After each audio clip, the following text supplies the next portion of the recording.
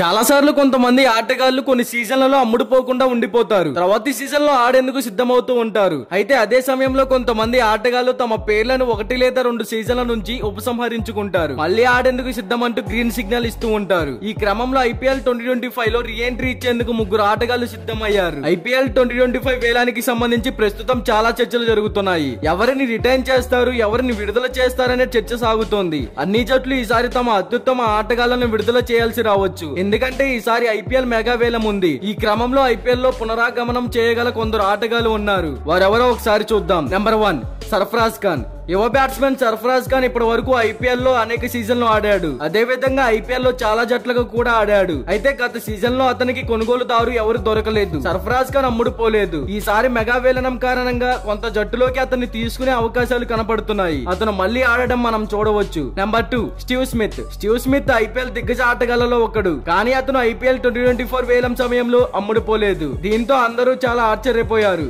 IPL లో అమ్ముడుపోకుండా మిగిలిపోయిన తర్వాత స్టీవ్ స్మిత్ వ్యాఖ్యానించే పాత్ర పోషించాడు. ఐపీఎల్ లో రాజస్థాన్ రాయల్స్ కు కెప్టెన్ గా కూడా వ్యవహరించాడు. ఈసారి వేలంలో స్మిత్ తన పేరును అందజేస్తే అతను ఖచ్చితంగా అమ్ముడుపోవచ్చు. వచ్చే సీజన్ లో అతను ఆడడం మనం చూడవచ్చు. Number 3 Ben Stokes. ఐపీఎల్ 2023 సందర్భంగా చెన్నై సూపర్ కింగ్స్ భారీ మొత్తానికి బెన్ స్టోక్స్ ను తమ జట్టులో చేర్చుకుంది. అయితే అతను ఆ సీజన్ లో చాలా మ్యాచ్లు ఆడలేకపోయాడు. తదుపరి సీజన్ నుంచి తన పేరును ఉపసంహరించుకున్నాడు. సౌత్ ఆఫ్రికా T20 లీగ్ లో ఎంఐ కేప్ టౌన్ తరపున స్టోక్స్ ఆడతాడని, అందుకే ఐపీఎల్ లో కూడా ఆడాలని భావిస్తున్నట్లు వార్తలు వస్తున్నాయి.